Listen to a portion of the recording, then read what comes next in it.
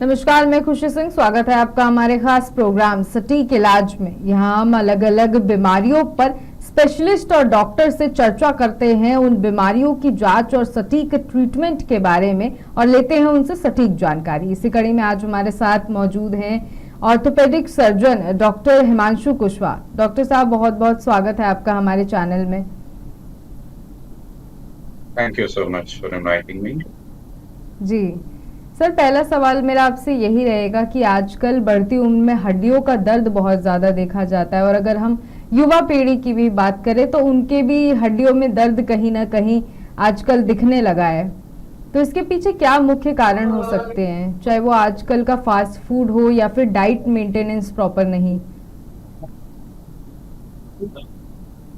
देखिए, इसके दर्द होने के मल्टीपल फैक्टर्स रहते हैं। जी। फिजिकल स्ट्रेंथ जो रहती है, फिजिकल एक्टिविटी, एक्सरसाइज आज लोगों की कम हो गई है। लोग आजकल सेडेंटरी लाइफस्टाइल ज्यादा जीते हैं, एक्सरसाइज नहीं करते हैं। जी।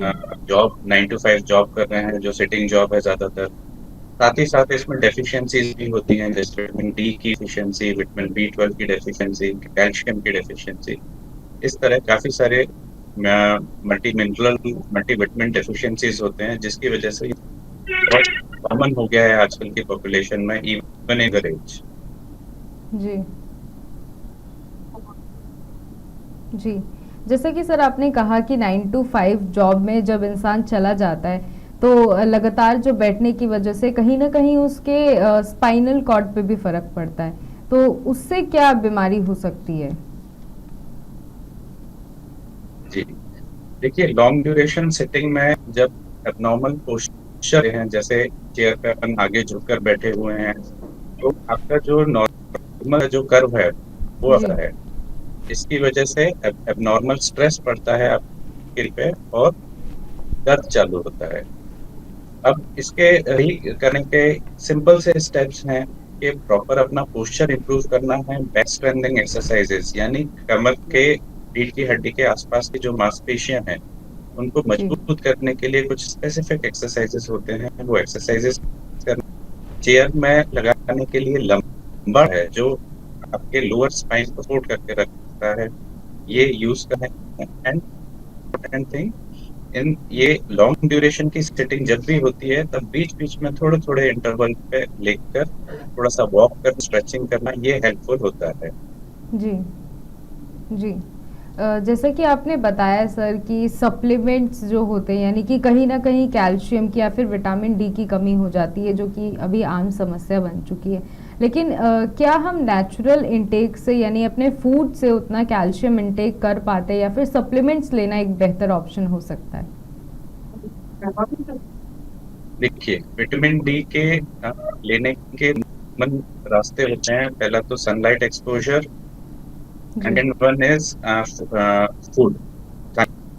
अब अपनी लाइफस्टाइल ऐसी है जिसकी वजह से सन एक्सपोजर उतना ज्यादा नहीं होता, एंड से जो विटामिन डी मिल रही है वो भी उतनी ज्यादा अपन को, जो शरीर की रिक्वायरमेंट है उतनी ज्यादा नहीं मिल पाती है। एडिक्शन में विटामिन डी का सप्लीमेंट लेना, विटामिन डी के टैबलेट्स से रखना अनिवार्य हो जाता है, बहुत जरूरी हो जाता है। विटामिन डी की कमी से शरीर में कैल्शियम एब्जॉर्ब नहीं होता है, जिससे हड्डियां कमजोर हो, हड्डियों के फ्रैक्चर होने के चांसेस ज्यादा हो जाते हैं, मांसपेशियों में भी दर्द होता है। जी। यानी सप्लीमेंट लेना भी एक अच्छा ऑप्शन हो सकता है कहीं ना कहीं, अगर आप बेटर सन एक्सपोजर नहीं ले पा रहे हैं तो। लेकिन कई लोगों के मन में ये भी डर होता है सर कि कहीं ना कहीं जो मेडिसिन्स हैं इस टाइप की, चाहे वो कैल्शियम, विटामिन डी या फिर मल्टीविटामिन्स की गोली, कहीं कुछ साइड इफेक्ट ना कर दे। तो अगर हम एक डॉक्टर के नज़रिए से देखें तो क्या कुछ अच्छी चीज़ें होंगी और क्या कुछ प्रॉन एंड कॉन्सिक्वेंसेस हो सकते हैं इसके? देखिए, ये जो टैबलेट्स एंड सप्लीमेंट्स हैं, इनके साइड इफेक्ट्स बहुत कम होते हैं और नेक्स्ट टू नेग्लिजिबल होते हैं। जी। अपने शरीर को जो रिक्वायरमेंट है, ये इसको proper functioning of our body, जी। हड्डियों की फंक्शनिंग के लिए, और इतने सारे जो अपने ऑर्गन्स होते हैं उनकी प्रॉपर फंक्शनिंग के लिए ये multi minerals, micro nutrients, vitamin ये सब बहुत ज्यादा जरूरी रहते हैं। तो इनका सप्लीमेंट लेना अपने लिए बेनिफिशियल ही है। ये ना सोचें कि इससे अपने शरीर को कोई क्षति पहुंचेगी, हार्म पहुंचेगा। ये इसके कुछ ब्लड टेस्ट भी होते हैं, कुछ कुछ इंटरवल पे ये ब्लड टेस्ट करा के अपन देख सकते हैं कि किस विटामिन की, किस मिनरल की कमी है, और उसके बेसिस पे स्पेसिफिक वही अपन विटामिन अपन पेशेंट को दे सकते हैं। जी। सर, एक आम बीमारी और है, उसका नाम है अर्थराइटिस, जो आजकल कॉमन बीमारी हो चुकी है जैसे ही एज बढ़ती है। तो कहीं न कहीं हर महिलाओं को, ज़्यादातर महिलाओं को ये दिक्कतें होती हैं कि गठिया रोग हो गया या फिर कहीं अर्थराइटिस हो गया। तो इसके क्या उपचार हो सकते हैं और क्या इनके पीछे मुख्य कारण है? देखिए, ऑस्टियोआर्थराइटिस जो होता है, सरल भाषा में ऐसे बोलते हैं, उम्र के हिसाब से जो जोड़ घिसना। जी। जोड़ जो घिसता है सबसे कॉमनली घुटने का जोड़ है, जो शरीर में सबसे ज्यादा जल्दी घिसता है। इसके जो कॉमन कारण होते हैं, ये फीमेल पॉपुलेशन में ज्यादा देखी जाती है, क्योंकि एक तो एज के हिसाब से जो कार्टिलेज यानी चिकनाहट की सतह रहती है, जो नी जॉइंट पे रहती है, जी। वो सतह कमजोर पड़ जाती है, में उसका हाइड्रेशन वाटर कंटेंट कम हो जाता है।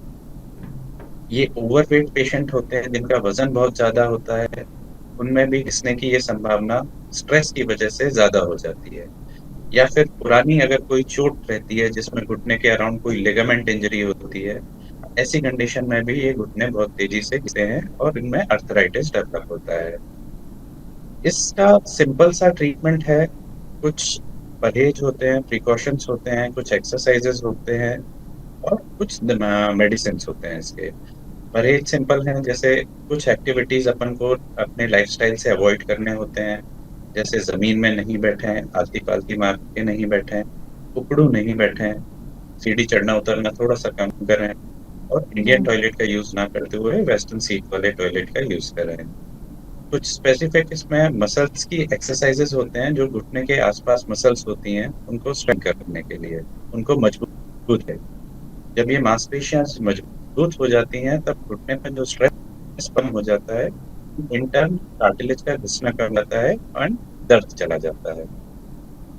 ये कार्टिलेज के रीजनरेशन के लिए बहुत अच्छे मेडिसिन आते हैं, जो आप अपने डॉक्टर से मिलकर प्रिस्क्राइब करवा सकते हैं। जी। किस एज में सर ज़्यादा देखा जाता है गठिया? देखिए, गठिया बाय एक अलग है। गठिया बाय की वजह से भी जोड़ घिसते हैं, गठिया बाय को रूमेटॉइड अर्थराइटिस बोलते हैं। जी। गठिया बाय जनरली यंगर एज में ज्यादा दिखती है इंस्टेड ऑफ ओल्ड एज।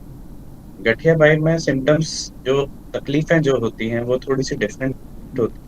गठिया बाय में जनरली सुबह के समय जब सो के उठते हैं अपन, नींद जब खुलती है उस समय दर्द ज्यादा होना, जी। दर्द के साथ जकड़न का महसूस करना, घुटनों के अलावा बाकी और भी शरीर के जो हाथ के जोड़ गए, कंधे हो गए, इनमें, या फिर रीढ़ की हड्डी, कमर का भी इनफैक्ट, इनमें भी दर्द होता है।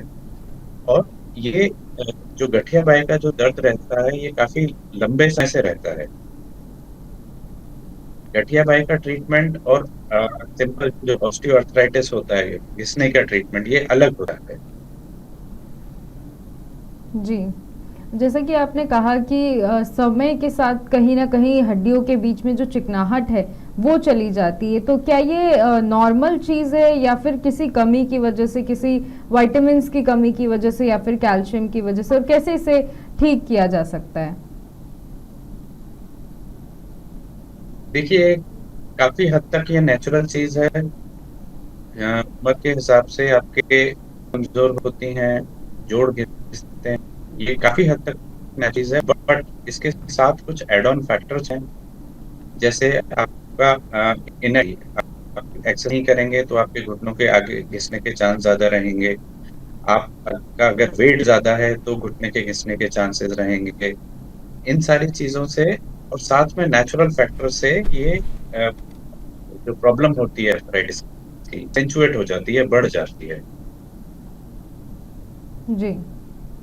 कहीं न कहीं सर देखा जाता है कि आजकल महिलाओं में हार्मोनल इम्बैलेंस बहुत टाइम होता है, चाहे वो प्रेगनेंसी के टाइम में बोलें या फिर जब मासिक धर्म आते हैं लड़कियों को, तो कहीं न कहीं हार्मोनल इम्बैलेंस की वजह से भी इफ़ेक्ट पड़ता है हड्डियों पे। तो उसे ठीक करने के लिए क्या उपचार हो सकते हैं? जी। अ, लगभग-लगभग 50 इयर्स की एज जब आती है फीमेल्स में, तब कुछ हार्मोन्स के चेंजेस आते हैं, जिसकी वजह से हड्डियों का जो मास है, वो बहुत तेज़ी से लूज़ होने लगता है। बोन वॉल्यूम कम होने लगता है, बोन मास। जी, अब इस कंडीशन में जब ये 50 एज के 45 टू 50 एज के आसपास जब किसी भी महिला की एज पहुँचती है, उस समय कुछ सप्लीमेंट्स लेने बहुत ज़्यादा ज़रूरी हो जाते हैं। जी, अगर ऐसे ही अपन कुछ महीने या कुछ सालों तक इस पे ध्यान नहीं दिया जाए, तो हड्डियाँ एकदम कमज़ोर पड़ जाती हैं एंड सिंपल से ट्रिवियल से फॉल में ज़रा-सा स्लिप होकर पेशेंट गिरते हैं और उतने में ही फ्रैक्चर हो जाते हैं। ज़्यादातर ये फ्रैक्चर हाथ के अराउंड यानी कलाई के अराउंड या हिप जॉइंट के अराउंड देखे जाते हैं। तो इसे ट्रीट करने के लिए, जिससे आप आगे कोई फ्रैक्चर होने से बच सकें, इसके लिए सिंपल सा ट्रीटमेंट होता है, कुछ दवाइयाँ होती हैं, दी दी जाती हैं, जिससे हड्डियाँ मजबूत बनी रहती हैं। जी। जैसे कि आपने कहा सर कि हिप जॉइंट पे और कलाई की जो जॉइंट पे है, अगर थोड़ा-सा भी स्लिप हुआ और आपकी हड्डियाँ कमज़ोर हैं, तो कहीं न कहीं इफ़ेक्ट पड़ सकता है। तो बोन्स का भी ऐसा कुछ होता है क्या कि कहीं पे हमारे बोन्स जो है वो थोड़े ज़्यादा स्ट्रॉन्ग होते हैं या फिर कहीं पे बहुत ज़्यादा सॉफ्ट होते हैं, जिसकी वजह से कहीं न कहीं अगर हम स्लिप होते हैं या फिर ऐसा कुछ होता है, तो ज़्यादा क्षति पहुँच सकती है? नहीं, ऐसा जनरली नहीं होता है, बोन्स अपने जनरली यूनिक होते हैं हर जगह। जी, फ्रैक्चर होने के चांस उस जगह ज़्यादा रहते हैं, जहाँ गिरकर ला पॉइंट ऑफ इम्पैक्ट ज़्यादा हो। जैसे जी, अपन स्लिप होकर कहीं गिरते हैं, तो सबसे पहले अपना हाथ लगाते हैं बचने के लिए। जी, तो इस वजह से कलाई के अराउंड फ्रैक्चर ज़्यादा होते हैं। या फिर आप गिरते हैं तो हिप के अराउंड पॉइंट ऑफ इम्पैक्ट ज़्यादा रहता है, फोर्स ऑफ इम्पैक्ट ज़्यादा रहता है, तो उस ऐसी पोज़ीशन जो होती हैं, वहाँ फ्रैक्चर होने के चांस ज़्यादा है। जी। हम बात सुनते हैं सर कि कैंसर की बीमारी बहुत ज़्यादा बढ़ रही है आजकल, चाहे वो डाइट मेंटेनेंस की वजह से या और भी चीज़ें, जो लोग अब 9 to 5 तक बिजी रहते हैं, और भी कई सारी जो न्यूट्रिशंस की कमी होती है, कैंसर कहीं ना कहीं होता है। लेकिन जब हड्डियों की बात आती है तो हड्डियों का कैंसर एक नई चीज़ हो गई है। तो इसके बारे में क्या जानकारी दर्शकों से हम साझा कर सकते हैं?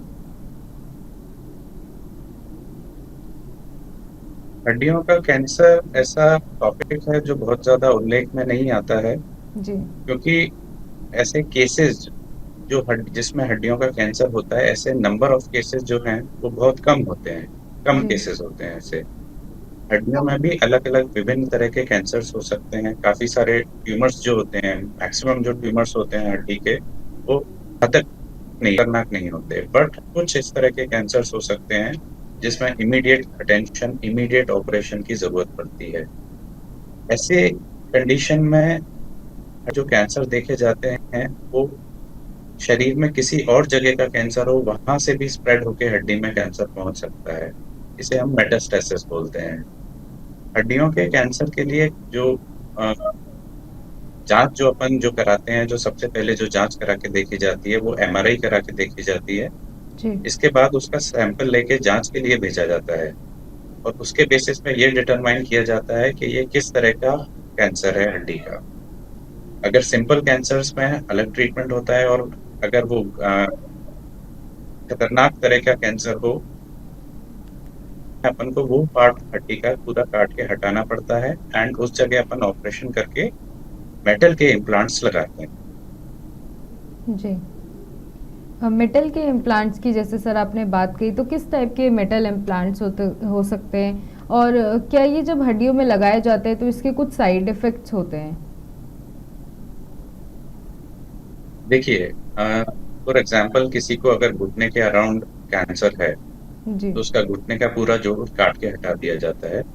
ऐसी कंडीशन में अगर अपन घुटने का हड्डी हटा देते हैं, तो पेशेंट वॉक कैसे करेगा, चलेगा जी, कैसे? तो हमको उसमें इम्प्लांट्स लगाने पड़ते हैं। ये या तो टाइटेनियम या कोबाल्ट, क्रोमियम इस तरह के मटेरियल हैं, जिसमें हम पूरा सिंथेटिक, पूरा आर्टिफिशियल जॉइंट उसका बना देते हैं, जिसकी वजह से वो आगे चल के चल पाता है, नॉर्मल अपना लाइफ़स्टाइल जी पाता है, और ये रिकवरी में, रिहैबिलिटेशन में उसको बहुत ज़्यादा मदद करते हैं ये इम्प्लांट्स। जी। कहीं न कहीं जैसे हड्डियों के सूजन की अगर हम बात करें कि सूजन आ जाती है हड्डियों में, तो ये कैसे होता है और क्या कुछ इसके उपाय हो सकते हैं? जी, देखिए हड्डियों का सूजन जो अपन बोलते हैं, उसके काफ़ी सारे कारण हो सकते हैं। ज़्यादातर केसेज़ में ये टेंडिनाइटिस, यानी हड्डी के अराउंड जब जहाँ पर मांसपेशियाँ चिपकी होती हैं, उस जी। जगह का इन्फ्लेमेशन होता है, उस जगह की सूजन होती है। ये जनरली ये ओवर स्ट्रेस या ओवर यूज़ की वजह से होते हैं, और इन्हें सिंपल कुछ एक्सरसाइज़ेज़, कुछ फिज़ियोथेरेपी एंड कुछ मेडिसिन से ट्रीट किया जा सकता है। जी। फिजियोथेरेपी की सर हमने बात करी, आपने बताया फिजियोथेरेपी के बारे में, तो आपसे जानना चाहूँगी कि फिजियोथेरेपी कितना कारगर हो सकता है जब हड्डियों के दर्द के बारे में बात आती है, तो कि एक्सरसाइज या फिर फिजियोथेरेपिस्ट से जो हमारा हड्डी का रोग है वो ठीक हो सकता है? देखिए physiotherapy and orthopaedics they go hand in hand. जी। ऑर्थोपेडिक अच्छे ऑर्थोपेडिक डॉक्टर को एक अच्छे फिजियोथेरेपिस्ट का सहारा लेना पड़ता है, जी। बिकॉज बहुत सारे ऐसे कंडीशन होते हैं जिसमें फिजियोथेरेपी की जरूरत होती है। कुछ ऐसी कंडीशंस मैं आपको बताता हूँ, जैसे कि ऑपरेशन, किसी जी। भी हड्डी के फ्रैक्चर के ऑपरेशन या जॉइंट रिप्लेसमेंट के ऑपरेशन के बाद प्रॉपर फिजियोथेरेपी की नीड होती है, जिससे अ, जो जॉइंट है, जॉइंट के आसपास की चाल वापस आती है। जी। इसके अलावा रीढ़ की हड्डी के दर्द होते हैं जो, और जॉइंट्स के अराउंड जो दर्द होते हैं, ऐसी कंडीशन में इवन अर्थराइटिस की कंडीशन में फिजियोथेरेपी का बहुत बड़ा रोल होता है। फिजियोथेरेपी में विभिन्न तरह की सिकाइयाँ हैं और कुछ स्पेसिफिक टारगेटेड ओरिएंटेड एक्सरसाइजेस होते हैं। जी।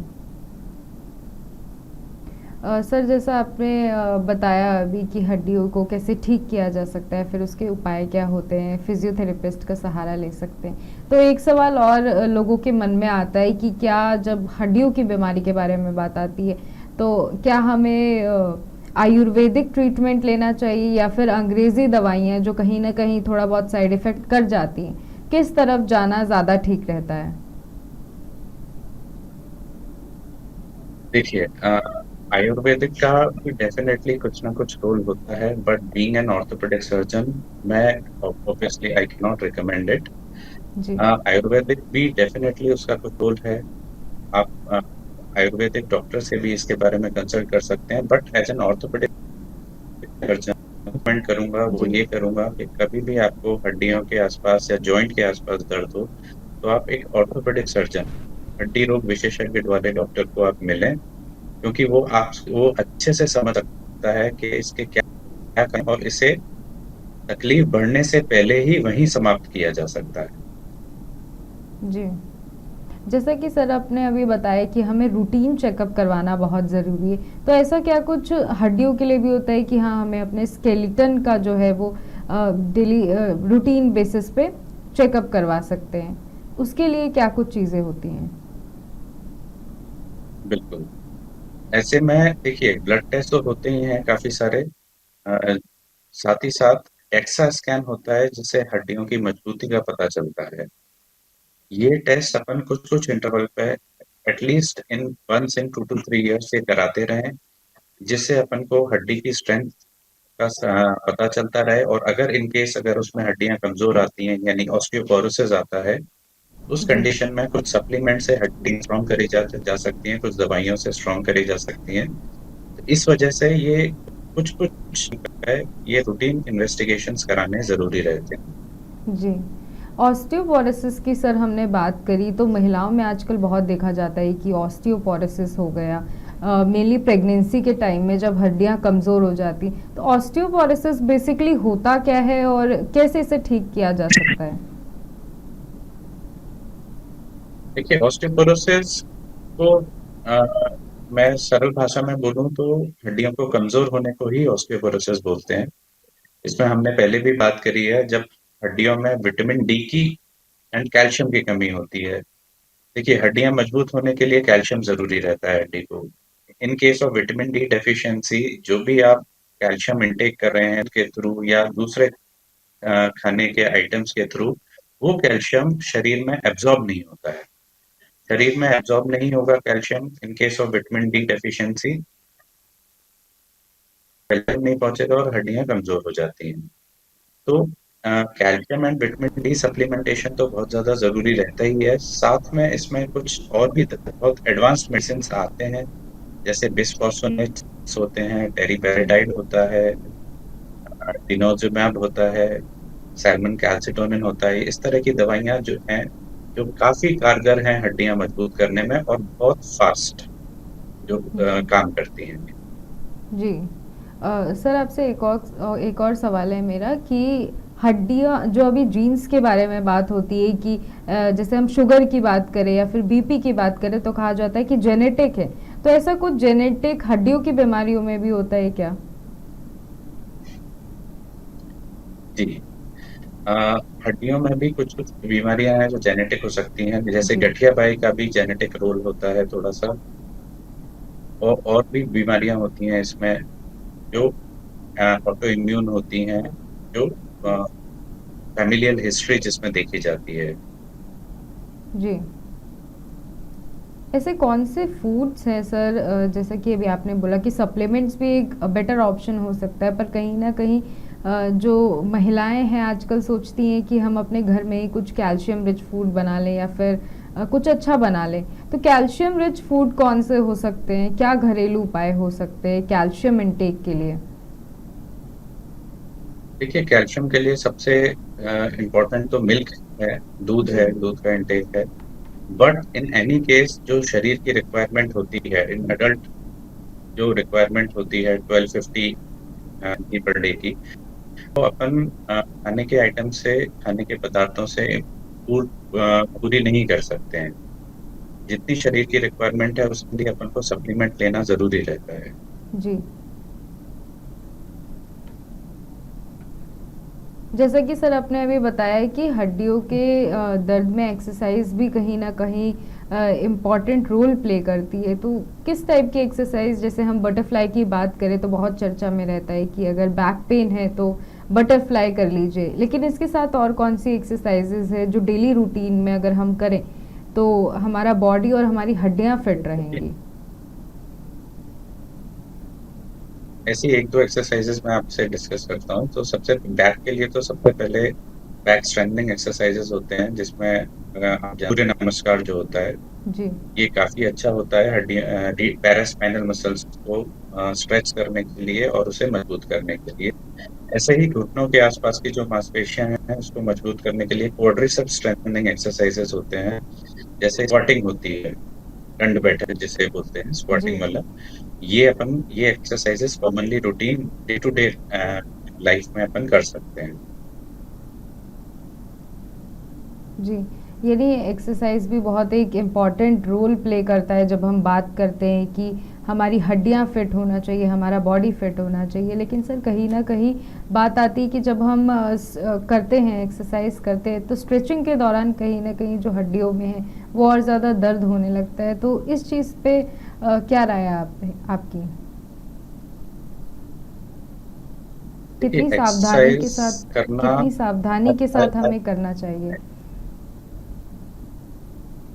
एक्सरसाइज़ बहुत ज़्यादा ज़रूरी है। जी। मैं अपने हर पेशेंट को एक्सरसाइज़ करने की एडवाइस देता हूँ। इसमें कुछ चीज़ें होती हैं ऑब्वियसली जो अवॉइड करनी चाहिए, जैसे आगे झुक के भी वेट लिफ्ट करना। जो जी। वेट लिफ्टर्स करते हैं, डेड लिफ्ट करते हैं जो जिम में, इस तरह के जो एक्सरसाइज़ेज़ रहते हैं, जो प्रॉपरली अ, नहीं करते हैं लोग, उसकी वजह से क्या प्रॉब्लम हो सकती है, डिस्क प्रोलैप्स हो सकता है, सायटिका की प्रॉब्लम हो सकती है इन सारी चीज़ों से और अ, रीढ़ की हड्डी के फ्रैक्चर होने के भी चांस रहते हैं ऐसे में। तो प्रॉपर एक्सरसाइज़ेज़ करना ज़रूरी है। Cardio is very good, walking, running, yoga, jogging, cycling ये सारे एक्सरसाइज़ेज़ बहुत अच्छे हैं शरीर के। जी सर। हड्डियों के खिंचाव की सर अगर हम बात करें कि हड्डियों में खिंचाव हो रहा है, या फिर स्प्रेन कह सकते हैं, स्प्रेन हो रहा है, तो इन चीज़ों के लिए क्या बेहतर ऑप्शंस हो सकते हैं जो कि इमीडिएट रिजल्ट्स अ, दें? देखिए, हड्डियों में खिंचाव तो नहीं होता है, ऐसा कुछ है, दर्द होता है हड्डियों में। जी, जी, जी। ये दर्द के लिए जो मैंने आपको अभी थोड़ी देर पहले बताया, ये आपको टेस्ट करा के देखने होते हैं विटामिन डी, बी12 वगैरह के।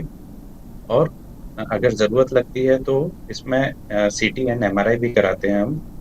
डिपेंडिंग ऑन दैट ये डायग्नोसिस बनाते हैं कि क्या प्रॉब्लम है और उसका फिर प्रॉपर ट्रीटमेंट करते हैं।